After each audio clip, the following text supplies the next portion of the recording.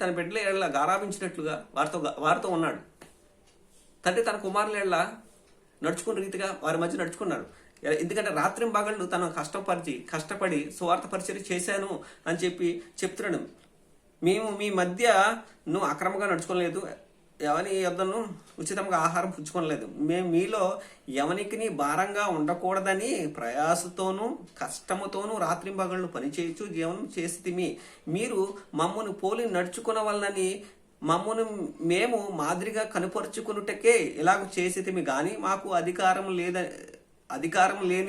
లేదని చేయలేదు. మాకు అధికారం ఉంది, మేము పరిచర్య చేస్తున్నాం, దేవుని పరిచయం, క్రీస్తు శిష్యులము.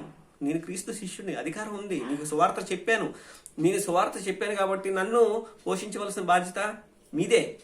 కానీ నేను మీకు సువార్త పరిచర్య చేస్తూనే నా కష్టంతో నా చేతిలో చేసిన చేతితో కష్టపడి నన్ను నేనే పోషించుకున్నాను.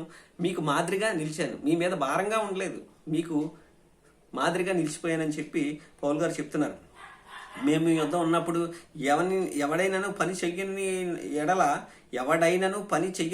ఎడల వాడు భోజనం చేయకూడదని మీకు ఆజ్ఞాపించదేము కదా. మీలో కొందరు ఏ పని చేయక పరుల జోలికి పోవచ్చు, అక్రమంగా నడుచుకుంటున్నారని వింటున్నాం. అట్టివారు నెమ్మదిగా పని చేయొచ్చు, సొంతంగా సంపాదించుకుని ఆహారమును భుజింపవలనని మన ప్రభువైన యేసుక్రీస్తు పేరట వారిని ఆజ్ఞాపూర్వకంగా హెచ్చరించినాం. సహోదరులారా, మీరైతే మేలు చేయటలో విసుకోవద్దు. మనమైతే ఇప్పుడున్న వారైతే అందరూ కదలండి, అందరి గురించి చెప్పట్లేదు, అందరి గురించిగా అంటలేదు, కానీ ఎక్కువ మంది మేలు కంటే వారు చేసే పనులు బట్టి కావచ్చు, వారు మాట్లాడే మాట బట్టి కావచ్చు, వారు చూసే చూపు బట్టి కావచ్చు, వారు వేసే వేషాల వల్ల కావచ్చు, ఇతరులకు మేలు చేసేదానికంటే వారికి కీడు చేసేదే ఎక్కువైపోయింది నేటి సమాజంలో. క్రైస్తవులు అంటే నామకార్థంగానే ఉండిపోయారు కానీ శిష్యులుగా తయారవ్వలేదు. ఇంకా ఏదో వెళ్తున్నామా, ఆదివారం 2 గంటలు ఉంటున్నాము, వచ్చేసాం, మళ్ళీ మన పనులు మామూలే. క్రీస్తు పని ఎవరు చేస్తారు? క్రీస్తు సువార్తను ఎవరు ప్రకటిస్తారు? క్రీస్తుని ఎవరు క్రియల్లో చూపిస్తారు? నేనే కదా. ఆయన బిడ్డలుగా మనమే చేయకపోతే ఇంకెవరు చేస్తారు చెప్పండి? ఏదో ఒక ఉద్యోగం, ₹1,00,000 ఉద్యోగం చేస్తున్నామని కాదు కానీ, ఏదో ₹50,000 ఉద్యోగం చేస్తున్నామని కాదు కానీ, ఈ ఉద్యోగం ఇవాళ ఉంటుంది రేపు పోతుంది, లేకపోతే ఈ రోజు బతుకుంటుంది రేపు పోతుంది, ఏమైపోతామో మనకు తెలియదు. కానీ మనము ఉద్యోగం చేస్తున్నా దేవుని సేవ చేయాలి, ఖాళీగా ఉన్నా దేవుని చేస్తున్నా, ఏది చేసినా అదే అంటాడు కొలసీ రాసిన పత్రికలో, మాట వల్ల కానీ క్రియ మూలముగా నువ్వు ఏది చేసినా కూడా దేవునికి మహిమ రావాలి. ఆయన బిడ్డలుగా మనం ఆయన తెలుసుకోవాలి. అంటే సంఘానికి బయట ఉన్నవారు అన్యులకి ఈ చింత లేదు, కానీ మన ప్రాణంగా ప్రేమించాడండి, తన ప్రాణాన్ని మనకు పెట్టాడు కాబట్టి మనము ఆయనకి ఆయన్ని పోలి నడుచుకునేవాళ్ళనే ఇదే పౌలు గారి యొక్క ఇంటెన్షన్. మేము మీకు మాదిరి అని చెప్తున్నాడంటే మనకు అర్థం అవ్వాలి, పౌలు గారు క్రీస్తుని పోలి ఏ విధంగా నడుచుకుంటున్నాడు.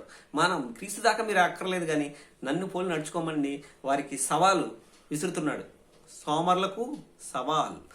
అలాగే చివరిగా మనం చూసినట్లయితే సమాధానకర్తకు ప్రభు తానే ఎల్లప్పుడూ ప్రతి విధము చేతను మీకు సమాధానకర్తకు ప్రభు తానే ఎల్లప్పుడూ ప్రతి విధముగా చేతను మీకు సమాధానం అనుగ్రహించును గాక. ప్రభు మీ అందరికీ తోడై ఉండును గాక. పౌలను నేను నా చేరాతతో వందనము వ్రాయిచున్నాను. ప్రతి పత్రిక యందును అదే గుర్తు నేను వ్రాయటి ఇలాగే. మన ప్రభు అయిన యేసుక్రీస్తు కృప మీ అందరికీ తోడై ఉండును గాక. ప్రార్థనతో ఈ 3వ అధ్యాయాన్ని కూడా ముగించాడు. ఆయన ప్రార్థనతోనే ప్రారంభించాడు, ప్రార్థనతోనే ముగించాడు, ప్రార్థనతోనే 2వ అధ్యాయము ముగించాడు, ప్రార్థనతోనే 3వ అధ్యాయాన్ని ముగించాడు. ప్రాముఖ్యంగా మనం ఈ పత్రికను ఒక మాటలో అర్థం చేసుకోవాలంటే, ఈ పత్రిక రాయటం వెనకాల ఉన్న మెయిన్ కాన్సెప్ట్ ఏంటి అంటే, నువ్వు దేనికోసమైతే నిరీక్షిస్తావో దానికోసమే జీవిస్తావు. నువ్వు దేనికోసమైతే నిరీక్షిస్తావో దానికోసమే జీవిస్తావు. నీ నిరీక్షణ ఏంటి? నీ నిరీక్షణ డబ్బా? నీ నిరీక్షణ హోదా? నీ నిరీక్షణ ఉద్యోగమా? నీ నిరీక్షణ ఏంటి? ఈ లోకమా? ఈ లోకాన్ని సంపాదించుకోవడానిక? కాదండి. పౌలుకున్న నిరీక్షణ ఏంటంటే ప్రభు అయిన యేసుక్రీస్తు పరలోకం, ప్రభు అయిన యేసుక్రీస్తు రాకడలో ఆయనతో యుగయుగాలు ఉండటం, ఆయన కలుసుకోవడమే పౌలు గారి యొక్క ఇంటెన్షన్. అందుకే నువ్వు దేనికోసమైతే నిరీక్షిస్తావో దానికోసమే జీవిస్తావు.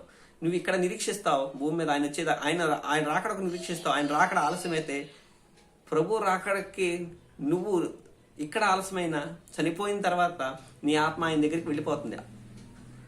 అందుకని ఈ ఈ మొదటి పత్రికలో మనం చూస్తాం కదా, సహోదరులు నిరీక్షణ లేని వారి ఇతరుల వల్ల మీరు దుఃఖపడకూడదు నిమిత్తము ఈ విషయాలు మీతో చెప్తున్నాను. మన సజీవులుగా ఉన్న మనము ప్రభు రాకడ వరకు మనము నిద్రించిన వారికంటే ముందుగా ఆయన సన్నిధి చేరలేము. మనం బ్రతుకున్నామా దేవుని కోసమే, చనిపోయామా దేవునితోనే ఉంటాం అనేది నిరీక్షణ. ఏదైతే మనం దేనితోనైతే మనం దేని కొరకైతే నిరీక్షిస్తామో దానికోసమే జీవిస్తాం. అలాగే ఈ పత్రిక మనం ధ్యానించాం. మరొక పత్రికను మనం ధ్యానించబోతున్నాం. తిమోతికి రాసిన మొదటి పత్రిక, రెండవ పత్రిక. అలాగే మనకి ఇంకొక 5 పత్రికలు ఉన్నాయి. తిమోతికి రాసిన మొదటి పత్రిక, రెండవ పత్రిక, తీతు పత్రిక, ఫిలోమోని పత్రిక, హెబ్రీయులకు రాసిన పత్రిక పౌలు గారు రాశారు కనుక అది కూడా మనం ధ్యానిస్తే మనకి ఇంకా 5 పత్రికలు మనం ధ్యానించాల్సి ఉంది.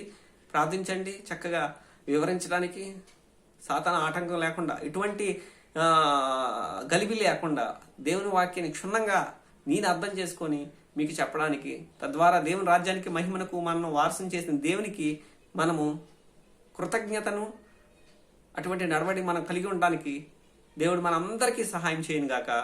ఆమేన్. చిన్న ప్రార్థన. పరలోకమందు తండ్రి, నీ నామం పరిశుద్ధపరచబడును గాక, నీ రాజ్యం వచ్చును గాక, నీ చిత్తం పరలోకమందు నెరవేరుతున్నట్టు ఈ భూమి అంతటా నెరవేరును గాక. మా అందిన ఆహారం నేడు మాకు దయచేసి చేసిన అపరాధములు క్షమించి ఉన్న ప్రకారం మా అపరాధములు క్షమించుము నాయన. శోధనలోనికి తేక కీడును తప్పించుము తండ్రి. ఎందుకనగా రాజ్యము, శక్తి, మహిమ, ఘనత, ప్రభావం నిరంతరము మీరే నా తండ్రి. ఆమేన్. ప్రవేశరక్తమే జయం కలుగును గాక. ప్రభువా, నా గురించి ప్రార్థించండి. దేవుని సేవలో మీ ఆనంద్ కుమార్. Thank you.